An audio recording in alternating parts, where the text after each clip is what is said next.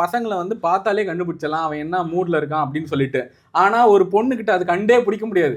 கெஞ்சணும், கதறணும், கூத்தாடணும், ஏம்மா என்னம்மா சண்டை, ஏம்மா இன்னைக்கு இன்னமா பேசல, ஏம்மா ப்ளீஸ்மா அப்படின்னு சொல்லிட்டு நாங்க ஒவ்வொரு வாட்டியும் வந்து கேட்கணும். ஒரு கட்டத்துக்கு மேல நம்மளுடைய ஸ்டேட்டஸ் உயர்ந்துருச்சுன்னா, சரி இவன் எதுக்கு, இவனை விட நல்ல பையனை பார்த்துக்கலாமே அப்படின்ற மனநிலைக்கு சில பெண்கள் மாறிடுறாங்க. அதனால பாதிக்கப்படுறது என்னவோ ஆண் தான். இதனால மறுபடியும் வந்து அவன் இன்னொரு பெண் மேல நம்பிக்கை எப்படி வைப்பான்? பசங்க எப்படி வெண்ட் பண்ணுவீங்க? எங்களுக்கு வந்து பிரச்சனை வந்து ஒரு 10 பக்கத்துக்கு இருந்தாலும் சும்மா ஒரு 2 வரியில இதை போடுச்சுடா இந்த டிஎல் எனக்கு வந்து இந்த மாதிரி பிரச்சனை பண்ணாங்கன்னு சொல்லிட்டு முடிச்சுட்டு போயிட்டே இருப்போம். கட்டி ஆற தழுவி அந்த ஒரு செஷன் இருக்கும்னு சொல்லுவாங்கல்ல, அந்த மாதிரி ஃப்ரெண்ட்ஸை சந்திக்கும் போது, அதுவும் முக்கியமா அவங்க ஸ்போர்ட்டு ஒன்று இருக்கும்ல, அது ஸ்போர்ட்ஸ் விளையாண்டுக்கிட்டு நம்ம ஜாலியா பேசிக்கிட்டு அது ஒரு மாதிரி அந்த மெய்யழகன் பீஜம் போட்டுருங்க. உங்களுக்கு அந்த இடம் வந்து இல்லை, எனக்கு இந்த இடம் ஓகே இல்லை, நான் சொல்லியிருக்கேன் அவங்ககிட்ட, ஆனாலும் எமோஷனை எமோட் பண்ணாமல் ஓகே தான் அப்படி சொல்லிட்டு எப்போ லாஸ்ட்டாக அதை பண்ணீங்க? எனக்கு ரொம்ப பிடிச்சவங்க ஒருத்தவங்க, அவங்களே எனக்கு வந்து லவ்லாம் சொன்னது கிடையாது.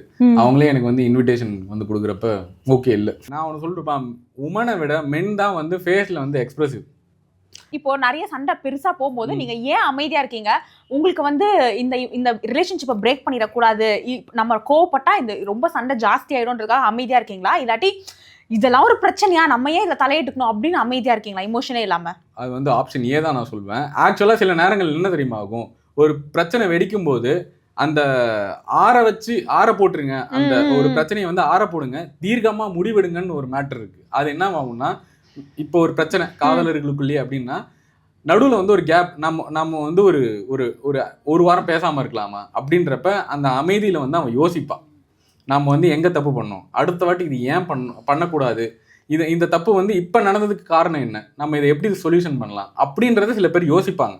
நான் எல்லாருமே சொல்லலை, நான் என் பெர்ஸ்பெக்டிவ்ல இருந்து பார்த்தவங்களை வச்சு சொல்றேன். ஒருவேளை அவன் அமைதியாக இருக்கானா அவனுடைய காரணங்கள் இந்த பிரச்சனை மறுபடியும் வரக்கூடாது. தலைவர் சொல்கிற மாதிரி தான், மிஸ்டேக் ஒன்று பண்ணிட்டானா மறுபடியும் பண்ணக்கூடாது, மறுபடியும் மிஸ்டேக் பண்ணால் அது தப்பு. ஸோ ஒரு வாட்டி மிஸ்டேக் பண்ணிட்டா அந்த மிஸ்டேக்லேருந்து ரெக்டிஃபை எப்படி ஆகுறது, மறுபடியும் அந்த மிஸ்டேக்கை பண்ணாமல் இருக்கிறதுக்கு என்ன ஆகுதுங்கிற ஒரு இதில் கூட வந்து சில பேர் வந்து அந்த இதில் யோசிப்பாங்க. எல்லாருமே வந்து அதே மாதிரி சைலண்ட்டாகவும் இருக்க மாட்டாங்க. சைலண்ட்டாக இருக்கிறதுக்கான காரணம் சில நேரங்களில் அந்த கோபம் கொஞ்ச நாள் தனிஞ்சதுக்கப்புறம் நம்ம போய் பேசலான்னு சில பேர் முடிவெடுப்பாங்க. ஸோ அதுதான். ஸோ இப்போ வந்து இவங்கிட்ட என்ன பேசினாலும் சண்டை போட போறான்ற ஒரு ஸ்டேட் இருக்கும்ல, அப்போ அவன் போய் என்ன பண்ண முடியும், பேசாமல் அமைதியாக தானே நிற்க முடியும். நீ எதுவும் பேசாதடா, நீ பேசினதுனால தான்டா சண்டையே வருது அப்படின்வாங்க. அப்போ கையை கட்டிட்டு அமைதியாக தான் இருக்க முடியும், வேற என்ன பண்ண முடியும் சொல்லுங்க. ஸோ அதனால தான் நீங்கள் அமைதியாக இருக்கீங்க. ஒரு ஆணுக்கு வந்து கோவத்தை எக்ஸ்பிரஸ் பண்ணுறது ஈஸியா, இல்லாட்டி நான் ரொம்ப டிப்ரெஸ்டாக இருக்கேன், நான் ஓகே இல்லை, எனக்கு இது எவ்வளோ கோத்ரூ பண்ணுறேன் அப்படின்னு எக்ஸ்பிரஸ் பண்ணுறது ஈஸியா? இது ரெண்டத்துல எது ரொம்ப டஃப்? ஆணுக்கு வந்து கோவப்படுத்துறது வந்து கோவத்தில் இருக்கன்றதை எக்ஸ்பிரஸ் பண்ணுறது ஈஸி. மோரோவர் அவன் சேடாக இருக்கான், அவன் லைஃப்பில் பெருசாக ஒரு ஒரு ஒரு என்ன சொல்கிறது, ஒரு சோகமான பகுதியில் இருக்கான் அப்படின்றத அவன் வெளியே எக்ஸ்பிரஸ் பண்ண மாட்டான். ஏன்னா நான் சொன்ன காரணம் தான், என்னோட சோகம் இன்னொருத்தவங்களை பாதிக்கக்கூடாதுன்றதுல தான் நிறைய பேர் குறிக்கோளாக இருப்பாங்க. என்னுடைய சோகத்தை நான் என்னுடைய தனிமையிலையோ என்னுடைய நட்பு வட்டாரங்கள்லையோ நான் வெளிப்படுத்திக்கிறேன். இப்போ நீங்கள் சொன்ன மாதிரி தான், நான் வந்து அழுதுட்டா, நான் ரொம்ப சோகமாயிட்டா அது இன்னொருத்தரை பாதிச்சிடும், அந்த என்னை நம்பி வந்த பொண்ணு வந்து ஹர்ட் பண்ணிடும் அப்படின்னு நீங்கள் எக்ஸ்பிரஸ் பண்ணாமல் இருக்கிறது ஒரு பாயிண்ட் ரொம்ப ப்ரெஷரைசிங்காக ஃபீல் பண்ணுவீங்களா? கண்டிப்பாக ப்ரெஷர், மென்னு வந்து எப்பவுமே ப்ரெஷரில் தான் இருக்கான். நீங்க எப்ப அவன் மென் ப்ரெஷர்ல இல்லன்னு நினைக்கிறீங்க? கண்டிப்பா 100% ப்ரெஷர்ல தான் இருக்காங்க. ஆனா நான் பாக்கும்போது எல்லாரும் ஆனா ரொம்ப ஓகேவா அப்படியே ஃபேஸ்ல ரொம்ப இதா அவங்க பாக்கும்போது ஆமா இல்லனா ஏய் என்னடா எப்ப பார்த்தாலும் ப்ரெஷரா இருக்கான் அப்படின்ற மாதிரி காட்டுவாங்க. மென் வந்து கிரிக்கெட் விளையாடும் போது மட்டும் ப்ரெஷர் கிடையாது, அவன் வந்து ஆஃபீஸ் போகும்போது ப்ரெஷரு, அதுக்கப்புறம் அவன் ஃப்ரெண்ட்ஸை மீட் பண்ணா ப்ரெஷரு, ஈவெண்ட் வெட்டிங் ஏதாவது போனா ப்ரெஷரு. ஸோ எல்லா இடங்கள்லையும் ப்ரெஷர் இருக்கு. ஆனா மென்னாலே ப்ரெஷர் தான் அப்படி சொல்ல வரீங்க? ஆமா, மென்னாலே ப்ரெஷர், இதை வந்து அவங்க தான் சொன்னாங்க. ஐயோ நான் மென் எப்பவுமே ப்ரெஷர்ல இருக்காங்கன்னு தான் சொன்னேன். Life is all about handling and enjoying pressure. So okay, நான் பார்த்த நிறைய பேர் வந்து they will handle it as cool. சரி ஓகே பிரச்சனை ஆயிடுச்சு, இதுக்கு என்ன சொல்யூஷன், ஓகே அடுத்து நம்ம என்ன பண்ண போறோம் அப்படின்னு சொல்லி மூவ் ஆன் ஆகுற நிறைய பேர் இருக்காங்க. உமன் எப்படி ப்ரெஷர்லாம் ஹேண்டில் பண்றாங்க சொல்லுங்க? அதெல்லாம் தூக்கி மென் மேல போட்டுருவாங்க. ஒரு வழியா உண்மையை ஒத்துக்கிட்டீங்க. ஆக்சுவலி அது ரொம்ப உண்மை. நம்மளுக்கு என்ன ஒரு இமோஷன்ஸ் இருக்கோ அதை நம்ம மோஸ்டா ஃப்ரெண்ட்ஸ் கிட்ட வெண்ட் பண்ணுவோம், அங்கே முடிஞ்சிடும் வெண்டிங் செஷனு. அடுத்து சிக்கலாண்டா அப்படின்னு சொல்லிட்டு பாய் ஃப்ரெண்ட் இருந்தால் பாய் ஃப்ரெண்டு, ஒய்ஃப் ஹஸ்பண்டு, நான் பார்த்துருக்கேன், நம்ம பார்த்துருக்கோம்ல, அம்மாக்கு ஏதாவது டென்ஷன்னா அப்பா மேலே தூக்கி அதை அடிப்பாங்க. ஸோ அந்த மாதிரி தான் அவங்க. So proud of you. இல்லை நான் நான் பார்த்த வரைக்கும் எல்லா சொன்னேன், நான் ஒன்னும் சொல்லவே இல்லையே. ஓகே, அதே மாதிரி இப்போ விமன் அப்படின்னா அவங்க வந்து போய் ஒரு வெண்டிங் செஷன்னே தனியா நடக்கும், ஃப்ரெண்ட்ஸோட போயிட்டு ஒரு காஃபியோ சம்திங், ஒரு வெண்டிங்னே ஒரு குரூப்லலாம் I want to vent, I'm going through something அப்படி சொல்லிட்டு எல்லாம் ஒண்ணா சேர்ந்துருவாங்க. பசங்க எப்படி வெண்ட் பண்ணுவீங்க? சரக்கு அடிச்சிட்டு அந்த மாதிரியா? ஐயோ கிடையவே கிடையாது. பசங்களோட வெண்டிங் செஷன் ரொம்ப ஹாப்பியா இருக்கும். நீங்க வேணா யாரை வேணா கேட்டு பாருங்க. ஓகே, நான் என்னோட வெண்டிங் செஷன் என்ன, கிரிக்கெட் விளையாடுறது. கிரிக்கெட் விளையாடுறப்ப அவ்வளோ சந்தோஷமா இருக்கும். நான் என்ன சொல்றேன்னா, இப்போ ஒரு வார்த்தையால எனக்கு இவ்வளோ நான் இதானே அப்படின்னு சொல்லி கொட்டி தீக்கிறது தான் ஒரு மாதிரி காம் பண்ணும். அந்த மாதிரி மென்னுக்கு நாங்க வந்து என்ன சொல்லட்டுமா, everyday we have pressure, work பண்ணியே ஆகணும். வீக்ல வந்து 7 நாள்ல 6 நாள் ஒர்க் பண்றோம்னு வச்சுங்களேன். அந்த ஒரு நாள் கிடைக்குதுல்ல, அந்த ஒரு நாள் ஃப்ரெண்ட்ஸை பார்க்க போறோன்ற ஒரு சந்தோஷம் இருக்கும்ல. ஸோ நான் செஷனா என்ன நடக்கும்னா, ஃபர்ஸ்ட் கிரிக்கெட் விளையாடுவோம். கிரிக்கெட் விளையாண்டு முடிச்சுட்டு நம்ம அந்த மேட்சை பத்தி பேசிட்டு அப்படியே ஒரு டீ கடைக்கு போவோம். டீ கடையில் வந்து அந்த வெண்ட் அவுட் செஷன் இருக்கும். பட் நாட் என்ன சொல்றது, இதனால இது நடந்துச்சு இப்படிலாம் நடந்துச்சு அப்படின்லாம் இதெல்லாம் இருக்கு. லைட்டாக தான் எங்களுக்கு வந்து பிரச்சனை வந்து ஒரு 10 பக்கத்துக்கு இருந்தாலும் சும்மா ஒரு 2 வரியில இதை போடுச்சுடா இந்த டிஎல் எனக்கு வந்து இந்த மாதிரி பிரச்சனை பண்ணாங்கன்னு சொல்லிட்டு முடிச்சுட்டு போயிட்டே இருப்போம். It will be so happy. என்ன சொல்றது, ஒரு பட்டர்ஃப்ளை வந்து பறக்கிற ஒரு ஃபீலிங் இருக்கும்னு சொல்லுவாங்கல்ல, அந்த மாதிரி வந்து பசங்களை வந்து அந்த விளையாடுற செஷன்ல சந்திக்கிறது, ரொம்ப நாள் கழிச்சு ஏதாவது ஒரு ஈவெண்ட்ல சந்திக்கிறது, அந்த மாதிரி இருக்கும். ஸோ கட்டி ஆற தழுவி அந்த ஒரு செஷன் இருக்கும்னு சொல்லுவாங்கல்ல, அந்த மாதிரி ஃப்ரெண்ட்ஸை சந்திக்கும் போது, அதுவும் முக்கியமாக அவங்கவுங்க ஸ்போர்ட்டு ஒன்று இருக்கும்ல, அது ஸ்போர்ட்ஸ் விளாண்டுக்கிட்டு நம்ம ஜாலியாக பேசிக்கிட்டு, அது ஒரு மாதிரி அந்த மெய்யழகன் பீஜம் போட்டுருங்க. நான் சொல்லிடுறேன், மெய்யழகன் பீஜம் இந்த இடத்துல போட்டுருங்க அப்படின்னு சொல்லிட்டு. Okay, when was the last time நீங்க ஆக்சுவலா ஓகே இல்ல, உங்களுக்கு அந்த இடம் வந்து இல்ல, எனக்கு இந்த இடம் ஓகே இல்ல, நான் சொல்லிருக்கேன் உங்ககிட்ட, ஆனாலும் எமோஷனை எமோட் பண்ணாம ஓகே தான் அப்படி சொல்லிட்டு எப்போ லாஸ்டா அதை பண்ணீங்க? எனக்கு ரொம்ப பிடிச்சவங்க ஒருத்தவங்க, அவங்களே எனக்கு வந்து லவ்லாம் சொன்னது கிடையாது. அவங்களே எனக்கு வந்து இன்விடேஷன் வந்து கொடுக்குறப்ப ஓகே இல்லை ரொம்ப இருந்தாலும் ஓகே அப்படின்ற மாதிரி நான் அதுக்கப்புறமா இதுவாயிடுச்சு. So life is not about to carry something. இவங்க நம்ம லைஃப்ல இருக்குன்னு நாம முடிவு பண்றதை விட அவங்களும் முடிவு பண்ணணும்ல. இப்போ நான் அதுக்காக வந்து நீ என் லைஃப்ல இல்லை, அதனால நீ நல்லாவே இருக்கக்கூடாது அப்படின்னு நான் நினைக்கிற ஆண்களே இங்கே நிறைய கிடையாது. ஸோ நானும் அப்படி கிடையாது. ஸோ சந்தோஷமா இருந்துட்டு போடும். எண்ட் ஆஃப் தி டே நம்ம கூட இருந்தா அவங்க சந்தோஷமா இருக்காங்களா, அவங்க கையை பிடிப்போம், அவ்வளோதான். நம்ம கூட இருக்கிறது வந்து அவங்களுக்கு கஷ்டமா இருந்ததுன்னா நம்ம தள்ளி இருப்போம். Okay, that is my kind. So அதனால ஐயோ இவங்க வந்து அவ்வளோதான், இவங்க இப்படிதான் அப்படின்லாம் கிடையவே கிடையாது. நம்ம கூட எது சந்தோஷமா இருக்கோ அவ்வளோதான். நான் வந்து என்ன சொல்றது, நிறையா ட்ராவல் ரொம்ப விரும்புவேன். பஸ்ஸில் போகிறப்ப நீங்கள் பார்த்தீங்கன்னா நிறையா பஸ்ஸில் நான் வந்து அந்த பஸ் எடுக்கிறதுக்கு முன்னாடி அந்த கண்டக்டர் டிரைவர்கிட்ட எல்லாம் பேச ஆரம்பிச்சனாலே அவங்க சொல்லுவாங்க, அப்பா வீட்டில் வேற சீக்கிரம் வரணும்னு சொல்லி கேட்பாங்க, வீட்டுக்காரி அம்மா வர கூப்பிட்றாங்கப்பா அப்படின்வாங்க. அது ஒரு அழகாக இருக்கும். அங்கே வந்து பூக்கட்டுறம்மா வந்து அவங்களோட பேரனை பற்றி சொல்லுவாங்க, அது அழகாக இருக்கும். ஃபர்ஸ்ட் டைம் என் லைஃப்ல ஒரு மென் வந்து இவ்வளோ எக்ஸ்பிரஸ் பண்ணி இதெல்லாம் நோட் பண்ணுறாங்கன்றதே எனக்கு, நான்லாம் ரொம்ப ஜாலியாக. எனக்கு 2 இடம் ரொம்ப பிடிக்கும். ஒன்று பஸ் டிராவலிங், 2வது பீச். பஸ் டிராவல் பண்ணுறப்ப நான் எல்லாமே நோட்டீஸ் பண்ணுவேன்.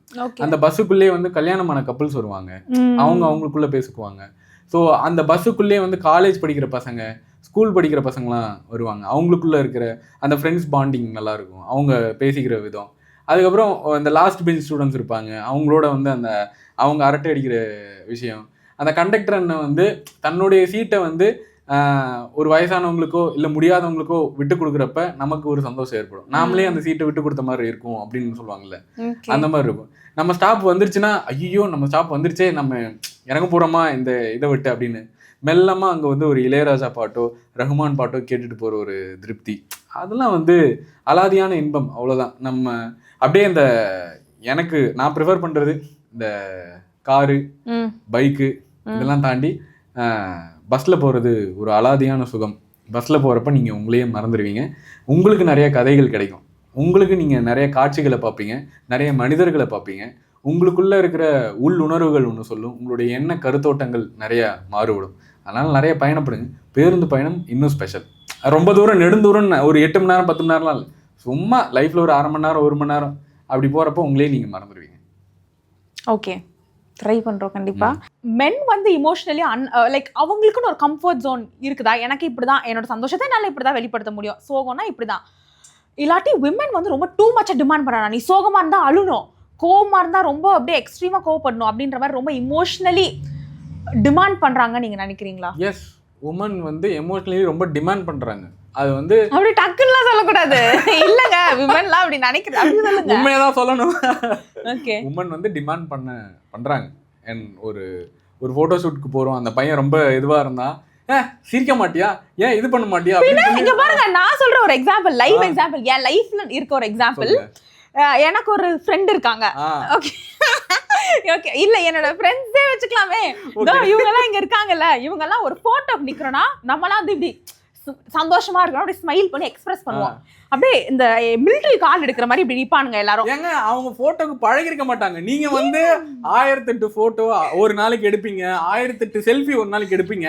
அவன் போட்டோவே பழகிருக்க மாட்டான். ஒரு வருஷத்துக்கு அவனோட கேலரி எடுத்து பாத்தீங்கன்னாலே மொத்தமே 10 போட்டோ தான் வச்சிருப்பான். ஆனா ஃப்ரெண்ட்ஸோட போட்டோ ஷூட் போகும்போது அப்படி இப்படி அப்படி அந்த அப்படிலாம் அவனே பண்ண மாட்டான். ஜெனரலி சொல்லட்டுமா, நிறைய பசங்க வந்து இன்ட்ரோவர்ட். அவங்க வந்து அந்த கேமரா முன்னாடி வந்து எப்படி இருக்கணும்ன்றது தெரியாது. ஸோ அவனுக்கு ஒழுங்கா சிரிக்க தெரியாது, ஒழுங்கா எப்படி இருக்கணும்னு தெரியாது.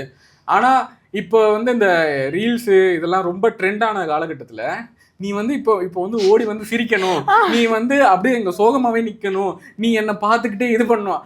அவனுக்கு எதுவுமே தெரியாது. அவன் பிளெயினா விஜய் ஆண்டனி படங்கள்ல வர மாதிரி அவன் பாட்டுக்கு பிளெயினா இருக்கிற ஒரு ஆள் அப்படின்னு. அவன்கிட்ட போயிட்டு நீங்க வந்து கமலஹாசன் மாதிரி இப்படி சிரி, இப்போ வந்து சூப்பர் ஸ்டார் மாதிரி இப்படி பண்ணு, விஜய் சார் மாதிரி அப்படி ஒரு மாஸ்காட்டு, அஜித் சார் மாதிரி அப்படி இப்படி பைக் ஓட்டு, அதெல்லாம் அவனுக்கு தெரியாதுங்க. ஜென்ரலி அவன் ஒரு ஃபோட்டோக்கு வந்து நிற்கிற மாதிரி தான் நிற்பான். அவன்கிட்ட வந்து நீங்கள் இவ்வளோலாம் கேட்குறது வந்து நீங்கள் பழகிருக்கலாம். அதுக்காக அவனையும் பழகணுன்றதுக்காக அந்த எமோஷனில் வந்து பிடிச்சி என்ன சொல்கிறது, வாடா நீ பண்ணி தான் ஆகணும் அப்படின்ற மாதிரி வந்து இது பண்ணு, அவனை பிடிச்சிருக்குங்க, அவ்வளோதான்.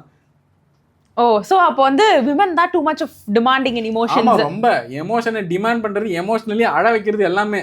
அவனோட ட்ரீம் என்ன, அவன் லைஃப்பில் என்ன பண்ண போகிறான், இது வரைக்கும் அவன் லைஃப்பில் என்ன கோத்ரூ பண்ணான் அப்படின்றது எத்தனை பெண்கள் வந்து கேட்குறாங்க. இப்போ எனக்கே குவெஸ்டின் மார்க்கா இருக்கு. நான் இது வரைக்கும் இந்த மாதிரி என்னோட ஃப்ரெண்ட்ஸ் கிட்ட இந்த இவங்கெல்லாம் இருக்காங்களே இவங்க கிட்ட போய் அப்படி கேட்டதில்ல. ஆனால் நான் என்னோடதை பற்றி மட்டும் சொல்லுவேன், எனக்கு இது பண்ணணும்னு ஆசை, எனக்கு அது பண்ணணும் ஆசை அப்படின்ட்டு. பட் அவங்கள நான் கேட்டதே கிடையாது. உங்களுக்கு என்ன ஆசை, நீங்க எப்படி இருக்கீங்க, யூஆர் ஓகேவா எமோஷனலி, கேட்கவே மாட்டாங்க. மென்டலி யூஆர் ஓகேவா? சோ பிரச்சனை இல்லை. இப்போ நீங்க தெரிஞ்சுக்கிட்டீங்கன்னா நீங்க அடுத்த வாட்டி கேட்பீங்க. கண்டிப்பா கேட்பேன். I don't think so, because ஆமா, கம்பெனிக்கு போங்களேன் நீங்க இன்டர்வியூ, எங்களை ட்ரீட் பண்ற விதம் எப்படி தெரியுமா இருக்கும்? நாங்க வந்து அந்த கேட் வாட்ச்மேன்லேருந்து அந்த இன்டர்வியூ போகிற செஷன்லேருந்து அவ்வளோ பேரை கடக்கிறதுக்குள்ளே எங்களை அவ்வளோ பேர் வந்து நக்கலாக பார்க்குறது, இது பண்ணுறது. சில இடங்கள்ல வந்து அந்த இன்டர்வியூவரே இது பண்ணுறதுலாம் உண்டு. ஆனால் ஒரு பெண் ஒரு இடத்துக்கு போகிறப்ப மேபி அந்த வசீகரம், அந்த தோற்றம் அது செகண்டரி. பட் நாங்களும் வேலைக்கு தானே வரோம், நாங்களும் வேலைக்கு தானே ட்ரை பண்ணுறோம். ஆனால் இந்த ரிஜெக்ஷன்ஸை ஃபேஸ் பண்ணுறது என்னமோ அதிகப்படியான நேரங்களில் ஆண்கள் தான் கம்பேரிட்டிவ்லி. நான் அக்ரி பண்றேன். ஒரு விமனா இருந்து I agree to this. So இப்போ நான் லைக் பாவா ஃபீல் பண்றேன். ஒரு பெண் இவ்ளோ கோ த்ரூ பண்றாங்க, இவங்கள போய் எமோஷனலி இது பண்ணு அதை பண்ணு அப்படி டிமாண்ட் பண்றது ரொம்ப கஷ்டமான விஷயம். நான் வேலையிலே சொல்றேன். ஒரு விமன் வந்து 5 மினிட்ஸ்ல 10 டிஃபரண்ட் எமோஷன்ஸை வெளிப்படுத்துவாங்க. அதை அக்ரி பண்றீங்களா? அக்ரி பண்றேன். எது மைண்ட்ல என்ன தோன்றோ அதெல்லாம் சொல்லுவாங்க. என்ன இப்போ ஒரு பையனுக்கு கால் பண்ணி அவங்க பாய் ஃப்ரெண்டே வச்சுக்கலாமே, ஃப்ரெண்டோ ஹூஎவர் கால் பண்ணி நான் இப்போ கோமா இருக்கேன், இப்போ நான் சேடா இருக்கேன், இப்போ நான் பசிக்குது, இப்போ நான் இதா இருக்கேன் அப்படி இப்படின்னு சொல்லிட்டு ரீசன் வந்து நான் நார்மல் ஆயிட்டேன் அப்படிலாம் சொல்லுவாங்க. அந்த பையன் எல்லாத்தையும் அக்செப்ட் பண்ணிப்பான். ஓகே பரவாயில்ல, சரி ஏதோ அப்படி சொல்லிட்டு ஓகே மாறிட்டியா அப்படின்னு. இதே ஒரு பையன் ஃபோன் பண்ணி நான் கோவமா இருக்கேன், நான் இப்போ சந்தோஷமா இருக்கேன், நான் இப்போ இதா இருக்கேன் அப்படி சொல்லும் போது என்ன இவன் பைத்தியக்காரனா இருப்பானோ அப்படி ஒரு மாதிரி நம்மளுக்கே தோண ஆரம்பிச்சிடும். ஏன் இவன் இவ்வளோ இமோஷனலி அன்ஸ்டேபிளா இருக்கான், இப்படி ஒரு பையன் கூட போய் நம்ம லைஃப்பை லீட் பண்ணலாமா அப்படி தோணும். ஒருவேளை அதெல்லாம் யோசிச்சுதான் நீங்க அந்த மாதிரி தோன்றதெல்லாம் வெளில சொல்ல மாட்டீங்களா? எனக்கு ஒரு क्वेश्चन. எனக்கு வந்து எனக்கு என்னோட கவிதையில ஒன்று ரொம்ப பிடிக்கும். இந்த அந்த அந்த லவ் பண்ற ஜோன்ல அவள் கன்னத்துக்கும் கண்ணீருக்கும் தேவை என் முத்தம் எனும் ஆறுதல் அப்படின்னு சொல்லி. ஸோ உடஞ்சி விழும்போது நம்ம வந்து தூக்கி விடணும் அப்படின்னு தான் நினைப்போம். யாராலுமே, ஒரு பெண்ணாக இருந்தாலும் சரி, ஒரு ஆணாக இருந்தாலும் சரி.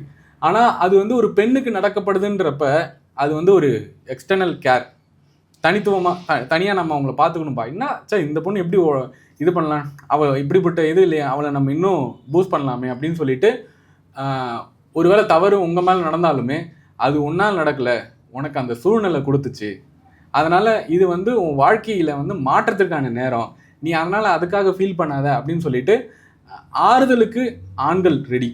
ஆனா இதே ஆறுதலை வந்து எத்தனை பெண்கள் கொடுப்பாங்கன்னு தெரியாது. இப்போ நான் ஒன்று சொல்றேன், நான் இந்த மாதிரி யாராவது ஒரு பையன் கிட்ட வந்து நான் இப்போ சந்தோஷமா இருக்கேன் அப்புறம் திருப்பி ஒரு 5 minutes நான் இப்போ கோவமா இருக்கேன் அப்படின்னா நான் வந்து ஏதோ அவனுக்கு பாதிச்சிருக்கான், ஏதோ மென்டலி அன்ஸ்டேபிள் அப்படி சொல்லிட்டு இவ்வளோ இமோஷனலி இவ்வளோ இம்மெச்சூரா இருக்கான், இவனால நம்ம லைஃப்ல நம்மளை பாத்துக்குவானா அப்படி ஒரு குவெஸ்டின் மார்க் வந்துடும். இல்லை எங்களுக்கு அதெல்லாம் இல்லை. ஒரு வாட்டி எஸ் சொன்னா ஒரு வாட்டி முடிவு பண்ணா அவ்வளோதான் லைஃப் டைம் முழுக்க. இதனால ஐயோ நம்ம தப்பா முடிவு எடுத்துட்டோமே அப்படின்னு எனக்கு தெரிஞ்ச எந்த பசங்களுமே வந்து ஃபீல் பண்ணது கிடையாது. நான் பார்த்தேன் எஸ் சொன்னா அவ சந்தோஷமா இருந்தாலும் சோகமா இருந்தாலும் அவ லைஃப்ல என்ன கோத்ரூ பண்ணாலும் கேரி பண்ணாலும் அதை வந்து ஆண் தன்னுடைய லைஃப்லயும் வந்து சேர்த்து எடுத்துக்கிறான். ஓகே இப்போ கஷ்டமா இருக்கியா நான் பாத்துக்கிறேன், இப்போ வந்து சந்தோஷமா இருக்கேன் என்ன பண்ணணும்னு சொல்லி நம்ம என்ன வேணா பண்ணலாம். ஸோ இந்த செக்மெண்ட் வந்து நம்ம கம்ப்ளீட் பண்ணியாச்சு. ஓகே. ஸோ இதுல இருந்து எனக்கு என்ன ஆன்சர் கிடைச்சதுன்னா மென் வந்து எக்ஸ்பிரஸ் பண்ணுவாங்க பட் அவங்களோட க்ளோஸ் சர்க்கிள்ல. அண்ட் சம்டைம்ஸ் ஏன் அவங்க எக்ஸ்பிரஸ் பண்ண மாட்டாங்கன்னா அவங்களை சுற்றி இருக்கவங்களை அது பாதிக்கும். ஆக்சுவலி இது ரொம்ப நல்ல ஒரு விஷயம், ட்ரூ. நான் யோசிச்சு பார்க்குறேன், நம்மளோட பாய் ஃப்ரெண்டோ இல்லாட்டி நம்ம அப்பாவோ நம்ம ஹஸ்பண்டோ நம்ம கிட்ட வந்து நான் இவ்வளோ கோத்ரூ பண்ணுறேன் அப்படி சொல்ல அந்த விமன் உடஞ்சு போயிடுவாங்க. as a women நான் சொல்கிறேன், ஓ அப்போ நம்மளுக்கு இவ்வளோ பிரச்சனை இருக்கு, அவங்களா ஸ்ட்ராங்காக கொண்டு போகிறனால தான் ஐ திங்க் இது. அண்ட் இன்னொரு விஷயம் நீங்கள் சொன்னது எனக்கு ரொம்ப டீப்லி ஒரு மாதிரி ஹர்ட் இல்லை ஒரு மாதிரி சோகப்படுத்துன ஒரு விஷயம் வந்து அவங்க நைட்டு போய் தனியாக ஃபீல் பண்ணுவாங்க அப்படியே படுத்து இவ்வளோ பிரச்சனை இருக்குது. அது பண்ணாதீங்க. யாரோ உங்களுக்கு அப்படி இருந்தால் நீங்கள் உங்களோட பார்ட்னர் கிட்ட சொல்லிடுறது பெட்டர். மேபி நீங்கள் சொன்ன மாதிரி சில பேர் விட்டுட்டு போக சான்சஸ் இருக்கு. இது எப்படி போக சான்ஸ் இருக்கா? நிறைய பேர் விட்டுட்டு தான் போகிறாங்க. ஸோ வந்து நீங்கள் யோசிச்சு ஐ மீன் தனியாக ஐ திங்க் அவங்க அப்படி சொல்லாமல் இருக்கிறது யூஆர் நாட் அலோன் அப்படின்ற ஒரு கேரண்டி அவங்களுக்கு கொடுத்தா மேபி அவங்க ஓப்பன் அப் பண்ணுவாங்க அப்படின்னு எனக்கு தோணுது. ட்ரூ. அண்ட் ஒரு மென்னா நிறைய ரிஜெக்ஷன்ஸ் ஃபேஸ் பண்ணுறது இந்த மாதிரி சொன்னதெல்லாம் வந்து எனக்கு அப்படியே ஓ ஆமால அப்படின்னு என்னைய ரீதிங்க் பண்ண வைக்குது. அண்ட் எப்போவுமே மென் வந்து கேட்பாங்க ஒரு பொண்ணு கிட்ட நீ ஓகேவா அந்த மாதிரி நான் இருக்கேன் அந்த மாதிரி ஒரு பொண்ணு கேட்பாங்களா அப்படின்னா ஐ டோன்ட் திங்க் நிறைய பேர் அதை பண்ணுவாங்கன்ட்டு நானே பண்ணதில்லை. ஸோ கேட்டுட்டு இருக்க பெண்கள் நீங்கள் வந்து தயவுசெய்து உங்கள் பாய் ஃப்ரெண்ட் கிட்டயோ உங்கள் ஹஸ்பண்ட் கிட்டயோ உங்கள் அப்பா கிட்டயோ போயிட்டு யூர் ஓகேவா அப்படி இப்படி கேளுங்க. And emotionally you tell them நீங்கள் அவங்களோட இருக்கீங்க என்ன கோ த்ரூ பண்ணாலும் அப்படின்னு சொல்லிட்டு. அண்ட் ரொம்ப தேங்க்யூ. பட் எனக்கு ஒரு கொஸ்டின் இருக்கு. நீங்கள் வந்து இந்த வாலி பாடல்கள் கண்ணதாசன் பாடல்கள் வைரமுத்து பாடல்கள் அதெல்லாம் டீகோட் பண்ணுவீங்க. அதெல்லாம் வந்து ரொம்ப கவிதையா தூய்மையான வார்த்தைகள் ரொம்ப வர்ணிக்கிற ஒரு விஷயங்கள் அதெல்லாம் இருக்கு. இப்போ வர பாடல்கள் வந்து அப்படியே பயங்கர ரேப்பா ரேண்டம் வேர்ட்ஸை உள்ள தூக்கி போட்டு அப்படியே தொட்டாலே பட்டாசா அது என் ஃபேவரட் பாட்டுங்க. ஆக்சுவலி நிறைய பேர் அதை ஜட்ஜ் பண்ணுவாங்கன்னு நான் வெளில சொல்ல மாட்டேன். அது என்னோட ரொம்ப ஃபேவரட் சாங். எந்நேரமா தொட்டாலே பட்டாசா அப்படி பாடிட்டே இருப்பேன். இப்போ ரீசெண்டாக அந்த முட்டை கலக்கி அதுவும் என்னோட ரொம்ப ஃபேவரட்.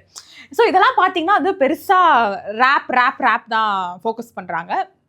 இதை நீங்க எப்படி பாக்குறீங்க? இந்த ஒரு சேஞ்ச் அது காலத்தோடைய கட்டாயம். எண்ட் ஆஃப் தி டே என்னன்னா ஆடியன்ஸ்க்கு ஏற்ற மாதிரி மியூசிக்கோட பல்ஸ் மியூசிக் வேரி ஆகுது அப்படின்றத நம்ம சொல்லணும்.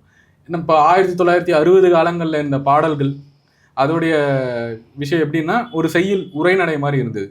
கொஞ்சம் கொஞ்சமாக அதை வந்து கண்ணதாசன் வாலிலாம் வந்து பிரேக் பண்ணார். ஸோ அவங்க வந்து ஒரு நடையா ஒரு பல்லவி 2 சரணம் 3 சரணம் மறுபடியும் பல்லவி அப்படின்ற ஒரு பேட்டர்னில் வந்தாங்க. அடுத்து 80களில் இளையராஜா சார் வந்ததுக்கப்புறம் ஒரு மாற்றம் நடந்தது. அதுக்கப்புறம் ரஹ்மான் சார் வந்ததுக்கப்புறம் ஒரு மாற்றம் நடந்தது. ஸோ இப்போ இருக்கிற மியூசிக் டைரக்டர்ஸ் வந்ததுக்கப்புறம் மாற்றம் நடந்தது. இந்த 2010, 12 இதுக்கப்புறம் ஒரு மாற்றம் நடந்தது. அது என்னன்னா நம்ம அது வரைக்கும் வரிகளை ரசிச்சுக்கிட்டு இருந்தவங்க இசையை ரசிக்க ஆரம்பிச்சிட்டோம் அதிகப்படியாக. ஸோ இப்போவும் வரிகளை ரசிக்கிறவங்க இருப்பாங்க, ஆனால் அதிகப்படியாக வந்து இசையை கொண்டாட தயாராகிட்டாங்க. ஸோ வார்த்தைகளுக்கான முக்கியத்துவம் வந்து சிலர்கிட்ட குறைஞ்சிருச்சு. நல்ல இசையாக இருந்தால் நாங்கள் ரசிக்க தயாருன்றதுக்கு ஒரு தலைமுறை தயாராகிட்டாங்க. ஸோ அதனால தான் இந்த change it happened. So it is evolving. ஆனாலும் எனக்கு ஒரு நம்பிக்கை இருக்குது, எதிர்காலம் கண்டிப்பாக மாறும். வரிகளுக்கு முக்கியத்துவம் கொடுத்து இசைக்கும் முக்கியத்துவம் கொடுக்குற காலம் வந்து மறுபடியும் வரும். ஸோ பாடல்கள் பற்றி நிறையா பேசியிருக்கோம். அண்ட் இன்னைக்கு வந்து எனக்கு ரொம்ப அழகான ஒரு மாலை பொழுது. கேர்லின் மற்றும் அவங்களுடைய நண்பர்கள் வந்து என்னை ரொம்ப அழகாக பார்த்துட்டாங்க. ஜாலியாக பேசணும், மனசுக்கு பட்டதை சொன்னேன். ஸோ இதில் வந்து இது எல்லாமே வந்து நான் சந்தித்த அனுபவங்களை வச்சு சொன்னேன்.